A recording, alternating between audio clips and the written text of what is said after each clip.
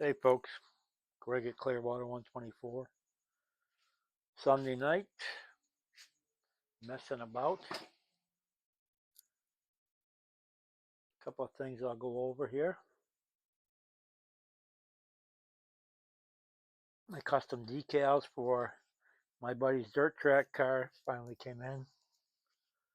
This is the second set. I ordered two sets just in case I messed them up.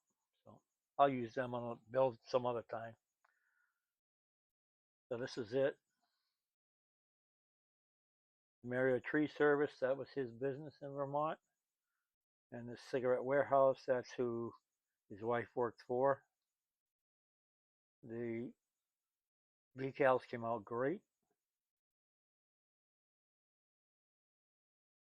It was Bedlam Creations that I had make these decals.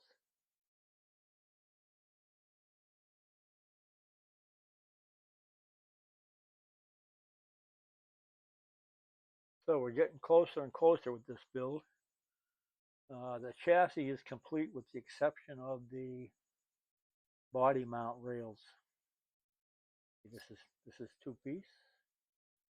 This is the way I make my chassis now. That way I can do any wheelbase I want. Just slides in there. It does really, I promise. There. See? It's very adjustable. And then once your wheelbase is set, you just put a dollop of solder there and it's frozen in place. So I started looking at, I built most of the interior for the car. I still got to paint the guy, put the steering wheel in, blah, blah, blah, blah. So then I pulled the model box out again. And this came with a very robust model chassis. I really like the way it fits in there. I think it would make a very solid car. The issue is, maybe it's not an issue with somebody else, but to me the issue is to mount this here, get your wheelbase right? All of this engineered underbody plastic. It's got the motor with the oil pan, the headers and the exhaust, the differential.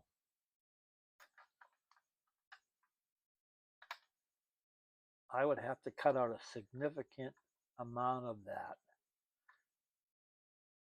even here, to allow me to mount the body to that. So that's why I originally didn't take this out of the box. But now, once I did and I snapped it in here, man, it's pretty cool. I like the way that they made that. But I don't think that I can use, I might be able to use some of it, but I know I can't use all of it. To use any of it, I'm going to have to hack the crap out of it with the Dremel. Me and the Dremel will be at friendly that day if I decide to use it. Now, the reason that I left this in the box, see that? See how sturdy that is? It snaps in there. It's got posts here. It's really a well-built model kit. Look at that. And that's tough. The reason I left that in the box originally was I was going to build the interior, right? This stuff's all loose. Gear shift, steering wheel, seats, all that. I was going to place the interior in here, like so, and then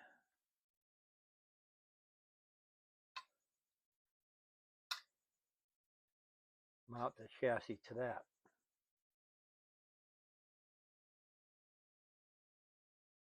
And looking at that right now, that is by far the simplest way to do this.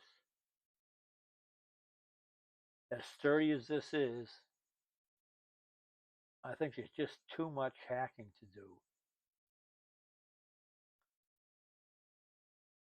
I'll look at it again before I make my final decision. But I just think there's too much. I almost have to cut.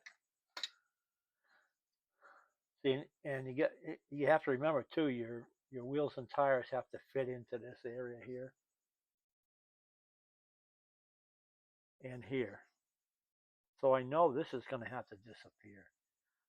So you have to think about, is it worth going through cutting all of this out? You'll probably cut from here back to here out, most of it. Save this and save this. I don't know if that's worth it when I can just,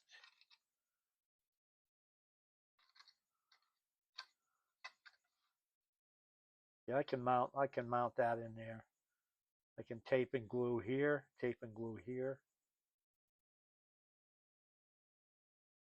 Put my brass side panels on for body mounting, drill them, and then just screw them to that. I think that's going to be the way to go. This look, is very involved. Like I said, I will revisit it before I make a decision, but I think this is the way I'll go.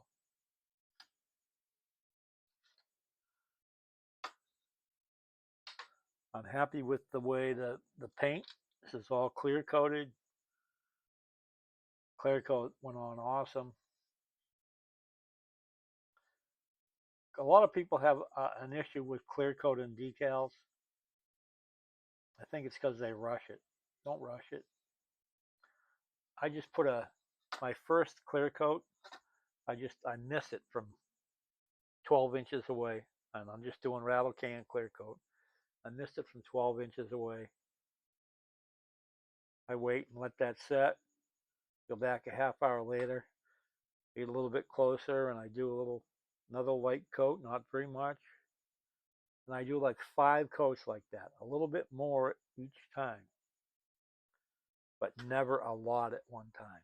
Just a light mist. And there's no flaws in that clear coat. None. It came out perfect. So that would be my recommendation for clear coating. Okay, so I have my seat, my steering wheel, my gear shift, and my very pale rider to paint up, and my bird cage. That's all set. That's all set. Like I said, all I need to do with the chassis is to add my brass side plates that go in here somewhere. I'll decide that. I'll put some wheels and tires on it, maybe put the motor in it. Set the wheelbase, and then I'll decide where my mounting plates go for the body on that. Like that's that project. Um, we've been doing the wheel, tire, friggin' commercial track bullshit here now for about a month. I had some cars that had rubber tires, and I thought that was all I needed to race on the commercial track. And I got there, and they said, "Oh, you can't run those. You got to use foam tires." So I bought some foam tires, and I now have 3 cars set up to go to Fast Eddie's, maybe Wednesday night. We'll see. Pause for refreshment, he said.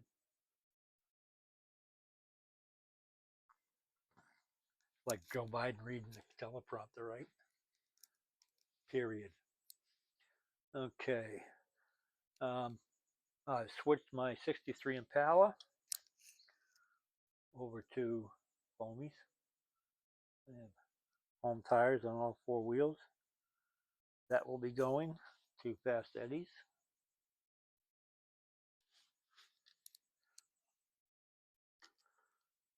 My Cobra, which I only had to do the rears, I already had the fronts. That's all foams.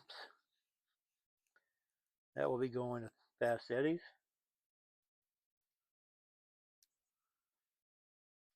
And I bought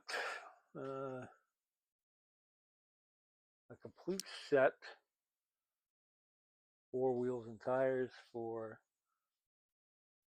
the 68 Dodge Dart, which that doesn't look as good with those because it doesn't have the inserts like that. But I still have those wheels and tires up there. They're your thing. And that's a scratch built chassis, and that has foam. So those 3 cars I will be taking to Fast Eddie's the next time I go, which may be this Wednesday.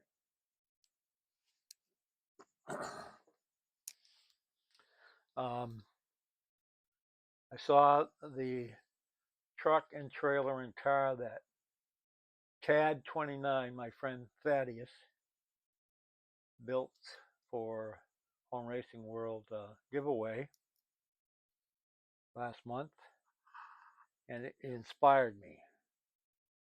I had 3D printed this, I don't know, a year ago. Well, right after I got my printer, I think. And I was going to build a ramp truck.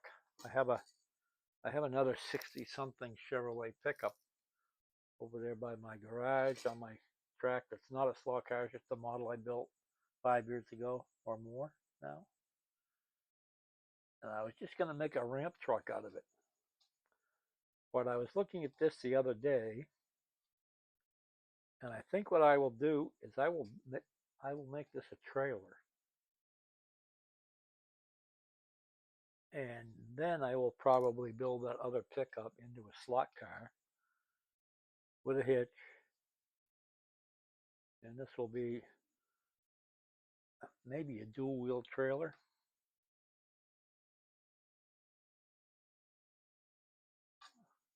Something like this maybe. Or here with fenders. That'll depend on the width. I'll have to look at what the width is because I want to be able to get 2 124 cars on the track. So these wheels might have to go under. It'll probably look better on if they're on the outside with a fender over them. But we'll see how that engineering goes because I'm clearly not an engineer. But yeah, I think I'll make a trailer out of that. Thanks, Dad, for giving me that idea. Appreciate it. So that's a down the road project. I still have the 37 Ford I'm working on. Body, interior, driver, I got that pretty much done. Ford powered by Chevy, you've heard that story before. The chassis is prepared except for body mounts. I've selected my wheel and tire combination, putting these fatties on the back.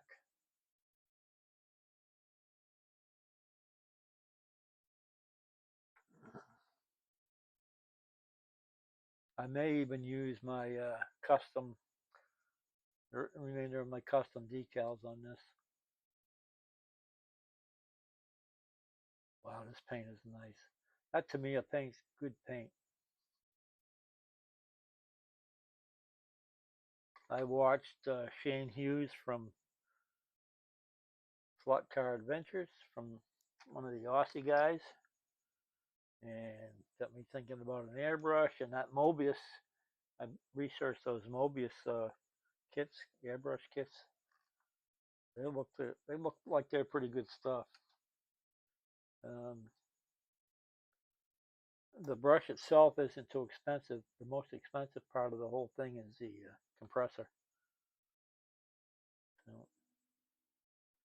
let's have to see how deep Santa's wallet is this December. Anyway, okay, that's about it. Look how nice that is, huh? My soldering skills have really improved. Oh yeah, I forgot to point out, I didn't do an axle tube on this chassis. It's got actual bearings. I drilled out the motor mount. I made these holes a little bigger. and then lightly soldered the bearings right in there.